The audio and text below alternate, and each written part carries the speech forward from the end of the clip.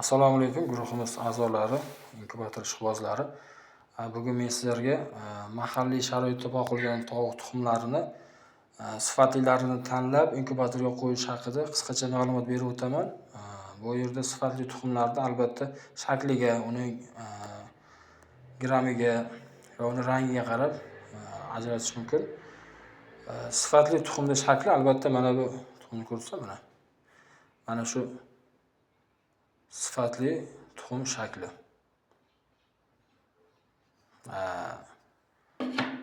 Bu esa sifatsiz tuxum shakli.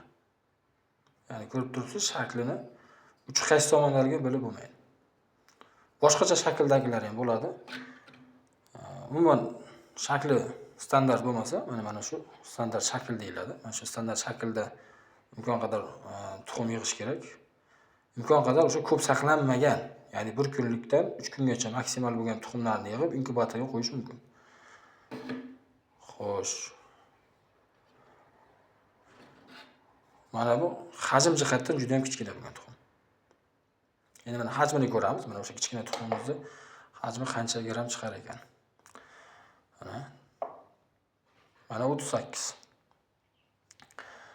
38 gramni ko'rsatdi va mana sifatli degan standart shakldagi tuxumimizni mana gramini ko'ramiz. Mana 56 gram. Sifatli shaklga ega bo'lgan tuxumlarda albatta grami o'sha 50 gramdan 60 gramgacha bo'lishi kerak. 60 gramdan yuqori bo'lishi ham mumkin. Mana misol uchun mana bunda shakl standart emas, mana bu tuxumda. Lekin buni grami 60 gramdan yuqoriroq bo'lishi kerak. Mana 63 gramni tashkil qilyapti og'irligi. Bu albatta to'g'ri. Grami katta bo'lsa, ya'ni gram ko'proq bo'lsa, ichidagi jo'ja katta chiqishi ehtimoli ko'proq, lekin shakli nostandart bo'lganligi uchun ochmay qolishi mumkin. Imkon qadar o'sha tuxumni tanlashda xato qilmasa, o'sha albatta inkubatorda qo'yilayotganda o'sha tuxumlarning sifatlisini yig'ib qo'yilganda sizda ochish foizi yuqori bo'ladi. Ko'pchilik inkubator ishqibozlari yoki bizdan inkubator olgan mijozlarimizda shu e'tiroz bo'ladiki, inkubatorda ochish foizi har xil. Ba'zida qo'yamiz 80-90% ochyapti, ba'zida qo'yamiz 50-60% ochyapti, ba'zida umuman ochmayapti. Mana shunday holatlarni biz borib joyiga chiqib yoki telefon orqali o'rganganimizda albatta o'sha tuxumlarning sifatsiz tanlanganligi sababli mana shunday holatlar ro'y beradi. Ba'zida to'g'ri uskunani ishlamay qolishi holatlari ham bor. Endi bu uskuna ishlamay qolishlik holati bu aniq yaqqol ko'rinadigan holat, lekin sifatsiz tuxumni tanlab turib unda inkubasiya davrida olib borish holati bu umuman bilib bo'lmaydigan holat. Ya'ni bu oxirgi kunlarda bilinadigan holat. Agarda sizda ham xuddi shunaqa muammolar bo'ladigan bo'lsa, mana shu qoidalarga amal qiling. Imkon qadar shu 50 gramdan 55-60 gramgacha bo'lgan og'irlikdagi va standart shaklga ega bo'lgan tuxumlarni mana.